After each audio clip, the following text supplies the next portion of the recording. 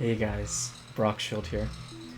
In this video, I show the leveling highlights as my mage Parmenion here dings 1 through 60.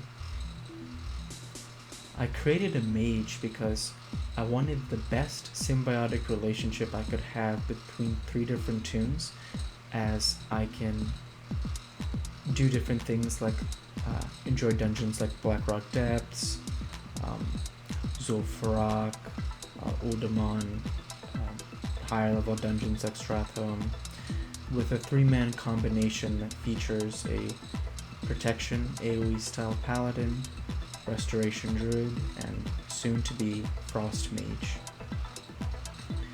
So this video was a lot of fun to make because I had always wanted to level a character from 1 through 60 and show only the highlights of them actually dinging the specific levels. So it sure does make the leveling process seem a lot faster than it was over this time period.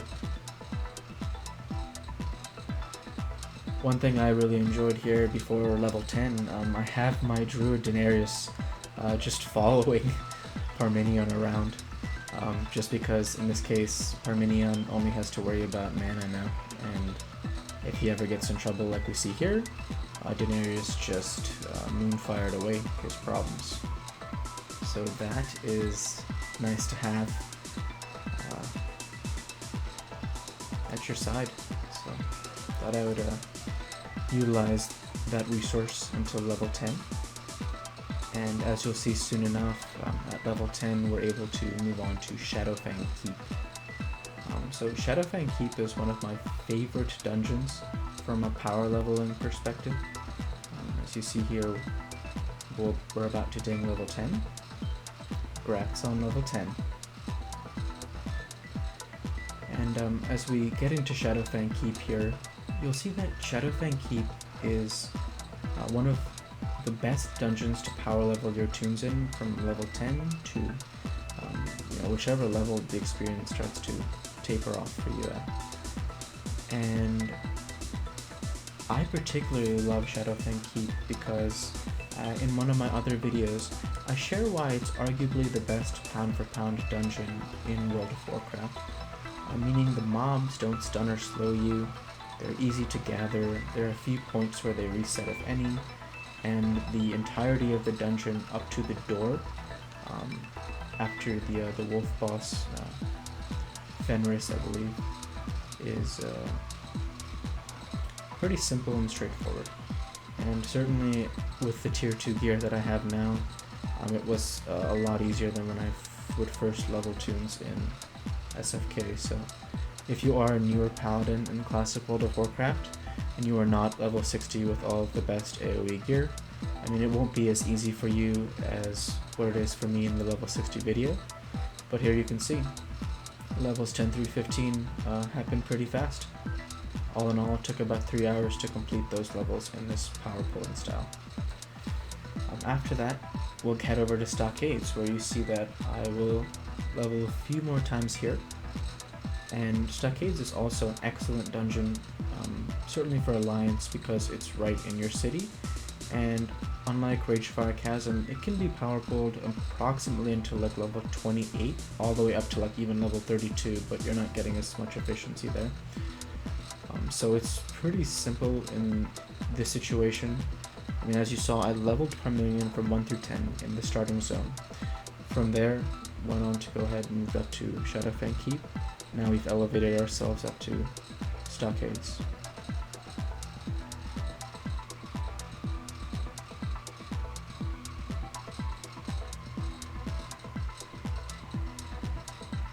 Definitely a very pleasant experience when you're able to get in the rhythm in terms of power leveling your toons. It's very simple but rewarding because you're getting this feeling like when you run other people, I mean especially if you run them for gold like you've seen in some of my SM Cath videos, you're happy you're getting something for the time and you're happy you're helping other people. Here it's like I'm helping someone else and I'm helping myself. So there feels like that extra good feeling in terms of I see a goal I want for Parmenion, and I'm trying to perform whatever tasks are needed in this game to achieve that goal. And of course it is just a game. What I would say is for the younger fan base of kids who watch all video games, it's that you can totally use video games as a goal-setting metric. As long as you have everything in balance, because your studies are more important, your athletics are more important than anything behind a computer screen.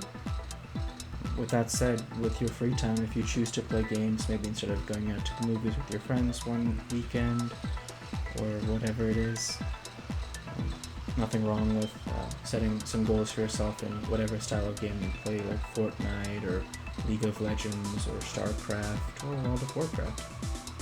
Certainly World of Warcraft, of course. So here we are in Red Ridge Mountains, as I stopped on over here to level in the interim as I had reached instance lockout with Stockades, as this video has been recorded after Blizzard implemented their instance lockout, as well as the multi-boxing ban. So the one good part I mentioned in my previous videos is I have never used multi-boxing software. So I read that article quite a few times to ensure that I could have multiple accounts, and as long as I, again, like I said, never used the software, it is difficult to alt-tab between 3 accounts, as you'll see in some of my later Black Rock Depths videos that I'll release showing just how much gold you can make in Black Rock Depths when you have 360s each specialized to play their niche, to fit their role. So it is good, all in all. And now that we've reached level 21, headed up here to SM Cap, where you can zone into SM Cathedral as soon as level 20. And this dungeon is viable all the way, really, I would say, until like 45 even. I do leave a bit before that, because at level 44, mages get, I believe, another rank of Blizzard, so I felt that that would have been a fine enough time to head over to Black Rock Depths. But until then, we will be in SM Cath now for quite some time. And this time in SM Cath was very enjoyable for me, because it was an opportunity for me to power level other players. Here you see Belisaria, Zenshi, Kimon, of course Parmenion.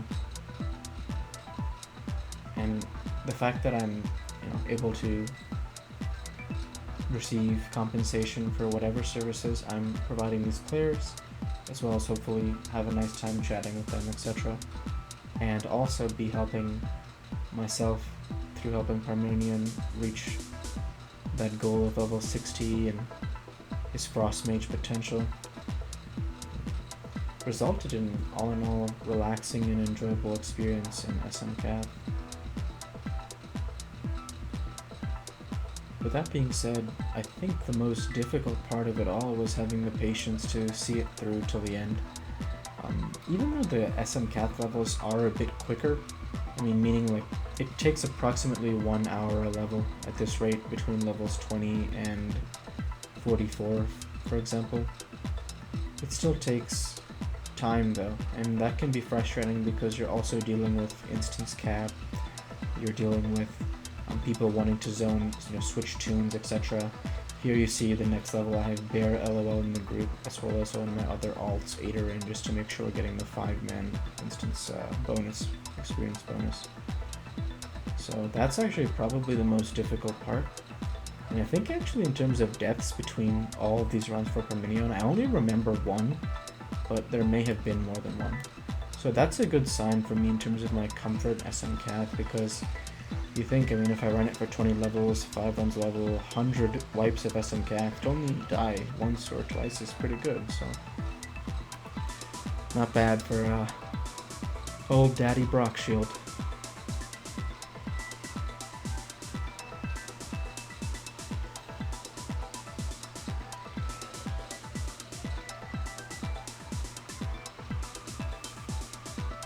Do like these angles more, as you see here, Parmenion has now moved up to the garden, The reason I eventually moved Parmenion up here is I found it easier if he looted the blue BOP blues that dropped from the bosses, because then Rockshield can't trade those over to the bank alts that I would have waiting outside the dungeon in the Cathedral hallway, behind the doors where we are safe. But Parmenion can hold them, so it makes it easier then, as Rockshield does not need to consume his inventory space unnecessarily. So there it is, just like that, level 25, and we are closing in on that halfway mark.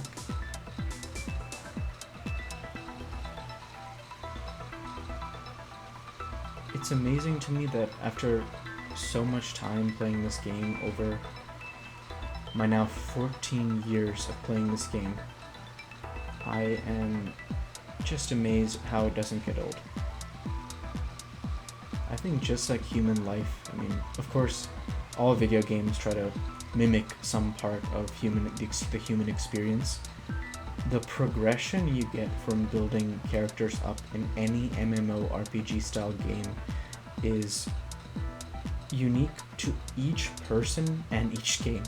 Meaning, like, someone like, all of you might remember the name Zizima, who played RuneScape back in the OSRS days. Just seeing his progression must have such a different experience of MMORPG style games as someone like me, or someone from my friends from high school, or someone, for example, playing Ark Survival Evolved, or for example, that the MMO that Amazon, a New World, Amazon have been working on that. I'm definitely interested in trying that out if that reaches a non-alpha or beta-esque stage. Each of those games provides us a different perspective on the human experience. Meaning, having eventually, as you'll see here, 360s each suited for their niche, changes the game in terms of what I can do as an individual human being within my characters within the World of Warcraft. So I remember, for example, when I was playing a warrior on the Horde side when the game first came out, getting gold was really difficult for me. Like, I barely could afford my epic mount. I couldn't afford things like Lionheart Helm, let alone Skullflame Shield, Sulfuras, Hand of Ragnaros, triple force reactive discs, Mage Blade, GDKP, Spell Power Rings, Talisman of Ephemeral Power, you name it, the list goes on and on, right? Yeah, I had none of those resources, so it changed the way I played, and also changed my perspective on the game, whether that was the right class, whether that was the right faction, whether I was really having fun playing the game or not, or I was playing because I knew the game was fun. And I think that for a lot of players who have played MMORPG games, they understand that feeling.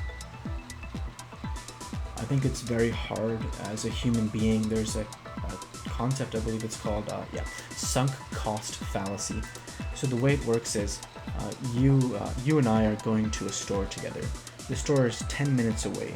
We walk 5 minutes over to the store. At this point in time, I say to you, hey, I actually realized I don't need that paper towel rack.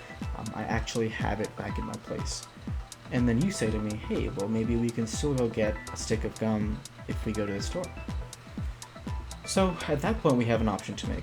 We can either say, hey, you don't actually want that stick of gum that bad, we can go home, or we can just go to the store and try and find another reason, like maybe I want some food. And so that's what sunk cost fallacy is in general, is I've already spent the 5 minutes. Spending 5 more just to justify spending the original 5 minutes is meaningless. And that's the same thing with video games.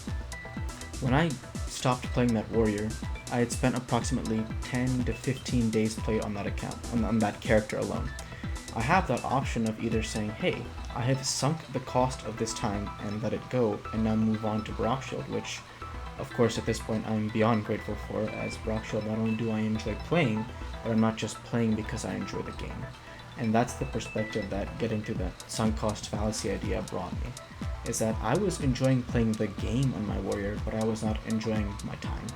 Because it was like I was farming mobs in Eastern Plaguelands, one-on-one combat because you're a warrior, and it's very demanding on your hands. I mean, all the people who play warrior, especially people who PvP especially, know that it's a very, very strenuous activity to switch between, you know, like for example, shift Q is my charge.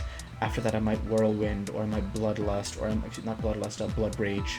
I would activate different abilities, right? As a warrior, I might have to switch over to improved overpower spec, whatever it is. You know, I might have to switch over to defensive stance and pop last stand, or you know, whatever warrior cooldown is, because you don't have healing, you don't have bubble, you don't have a druid backing you up, you don't have a frost mage backing you up, you don't have all the best gear, you know. So that was really something that was a defining moment for me in terms of playing the game. Because I had to accept to myself that I had sunk cost already, and by letting go of that warrior, I was then able to say, hey, I wanted to play warrior. Why?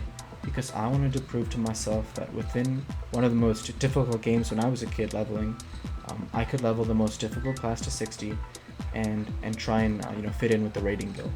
And after achieving those goals, I acknowledged to myself what was true, which was that I really don't like being a warrior. And that internally I acknowledged that I was a paladin, because I love the AoE style, but I don't mind playing my part. And that's part of why I can never be a red paladin, in respect to all the red paladins out there, but that's just not for me.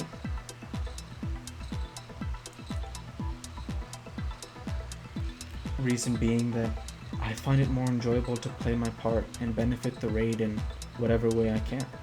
I think back to all the moments, like for example on Ragnaros and Molten Core in a GDKP run, the raid is wiping, and the value I can add as a holy paladin keeping the tank up all the way no matter how many people are left is so much more to me than what I could do as, you know, pretty much a useless tank it in because I have no taunt, even though you can try, and then obviously a Reddit which is, you know, you may as well just have rolled a warrior at that point. So it made me happy to play my part and see that by playing my part as a healer in all those MC and BWL raids when I was with Elegance, I was able to get that best in slot gear, such that by the time it came for me to, you know, proverbially raise my own boys up here in Daenerys and Parmenion, I was finally a class and spec where I loved the process.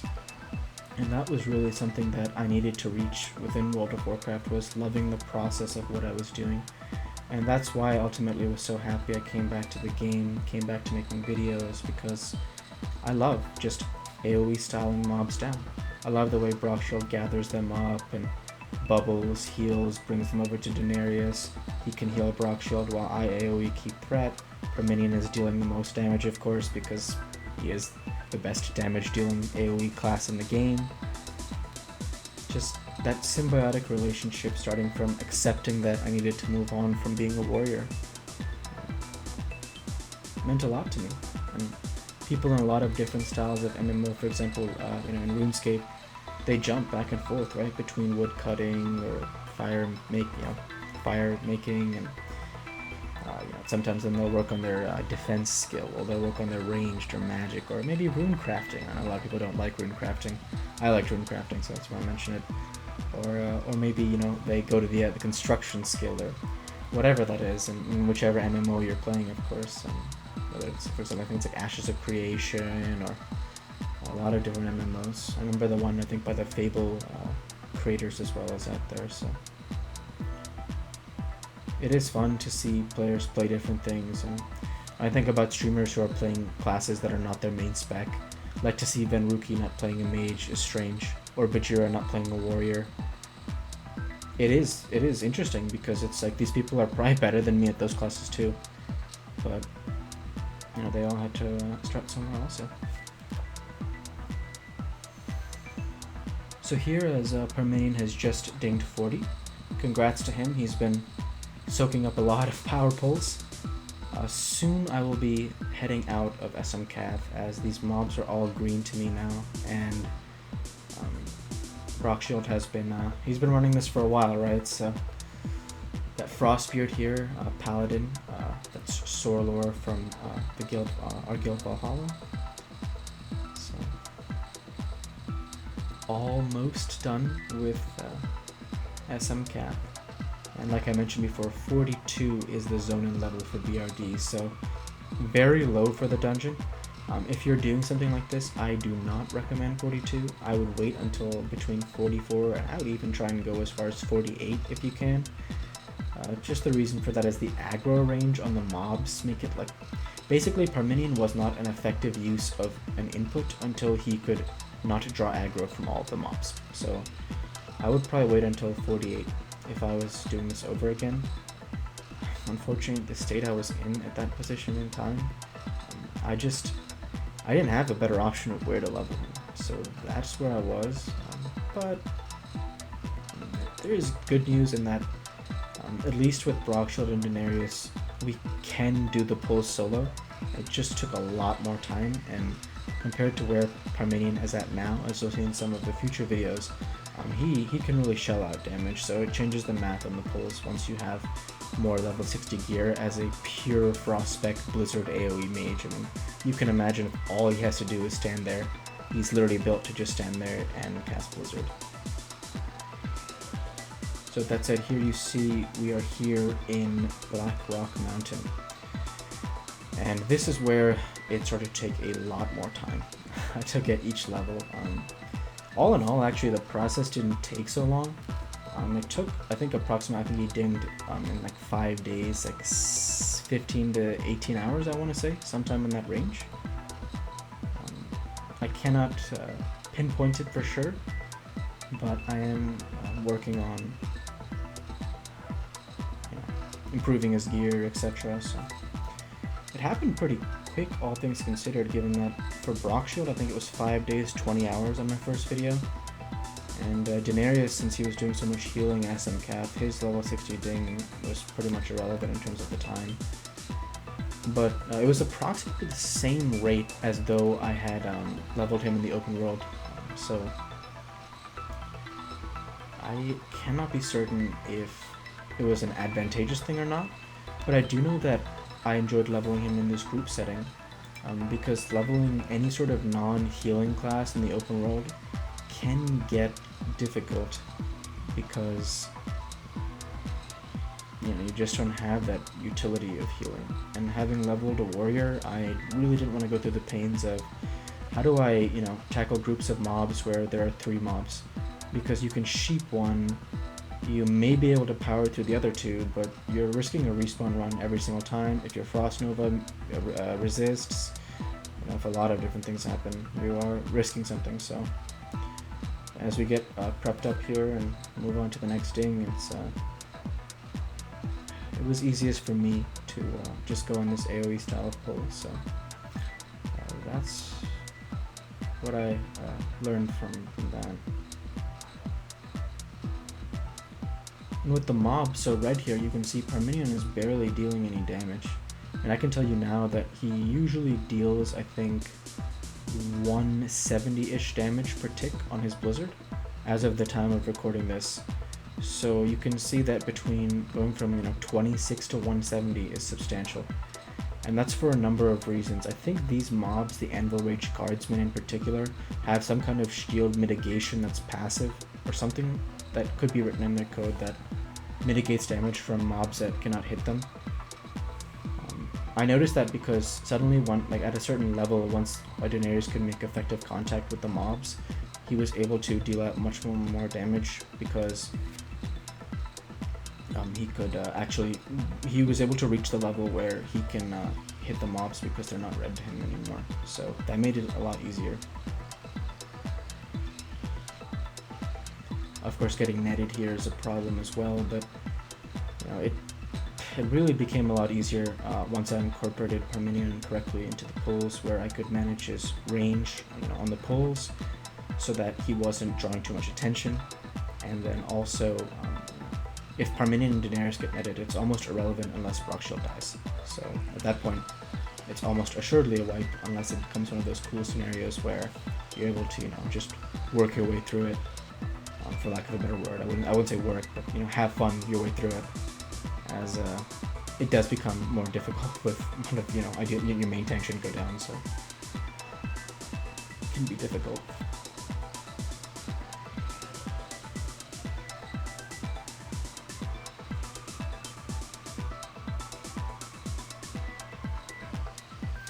As you can see here, whatever weird resist was happening, now that the mobs are yellow, Parmenion is hitting pretty much all 105s again.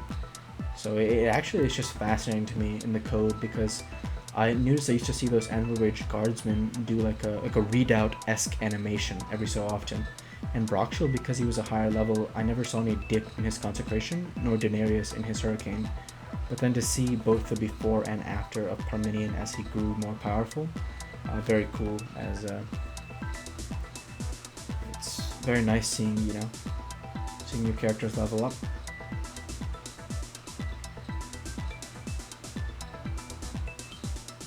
If there are, the YouTube analytics tell me that there are some men between the ages of 15 and 24 who watch this channel. I would definitely ask you what games you enjoy playing other than World of Warcraft, as I noticed that the demographic for most games in the MMO style now are older people, such as myself. I'm in the demographic age group between ages 25 and 34. And so for that reason, most of the people in our generation and the generation right before us grew up typically in Blizzard games like Diablo, StarCraft, Warcraft, pretty much just Blizzard games actually. So for that reason, that's why I'm more attached to Blizzard and World of Warcraft, as that's really all I knew growing up. I definitely let me know in the comments if you are in that age group what style of games you play, because I wonder if the younger generation had been raised like we did on Blizzard MMO style games, whether they too would enjoy MMO style games, because I don't think it would. I would not deny that like winning a game of Halo like I played when I was a kid, or like perhaps like would feel like to win a game of King of the Hill and Halo, like some of the new style games like Fortnite, is not fun. I just know how much fun I have like building my character and like looking at the different stats and seeing what's fun and like, or like what's useful and what's not useful. So that definitely is a lot of fun for me, because like so much of what you see here is actually planning work behind the scenes. Like Brockshell getting a spell power gear, all the keybinds set in place so that I can quickly switch between the 3 screens, all the macros so that like, you know, for you if you play warrior, your stance dancing, etc. That's like the, you know, the pre-fun to the real fun. So that's something I think that the newer style of games probably don't focus as much on, because they want to jump you right into the action. But maybe if you're younger and you like this style of game also, you might agree that there's, you know, sort of a reward in building your characters up and taking your time to get to whatever ultimate goal it is you're trying to reach.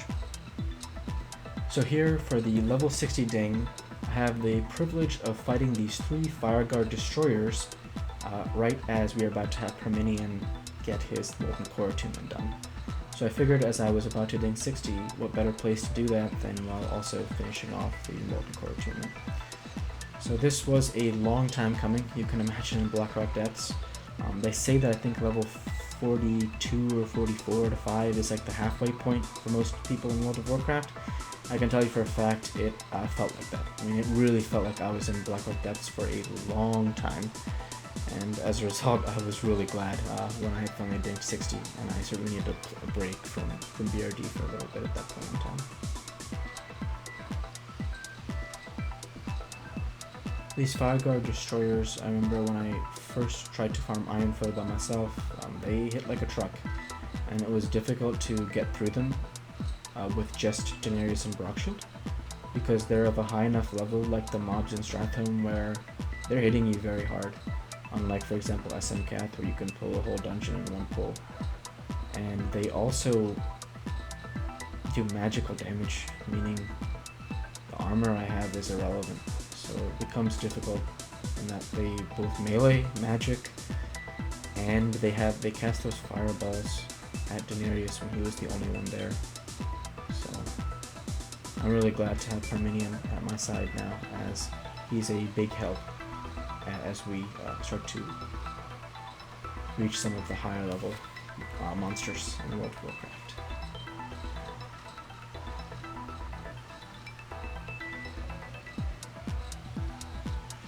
And it can be noted, even from this build, the amount of time it takes to finish these mobs down. I remember here I was just frostbolting, thinking that single targeting the mobs down would be the fastest way of finishing the pull. I actually have learned since then that it's pretty much just easier to cast Blizzard with Parmenion, because like I mentioned, I'm strictly alt-tabbing, so completely ethical and clean use of 3 characters, which makes, as you see here, Daenerys usually just sometimes sits there or stands there, he's not doing anything. Same with Brockshield, right? He's just standing there getting wailed on by the 3 fire guards while I'm trying to cast something with Parmenion. So what helped me as we ding level 60, and grats to you Parmenion, was understanding a priority of how to utilize these 3 characters. So Brockshield's gather and consecrate and protection of himself from the mobs as quick as possible is always the first priority, because without the tank there's no pull. And after that, I would work to stabilize the pulls with Daenerys, casting Regrowth, Rejuvenation, and then max rank healing touch.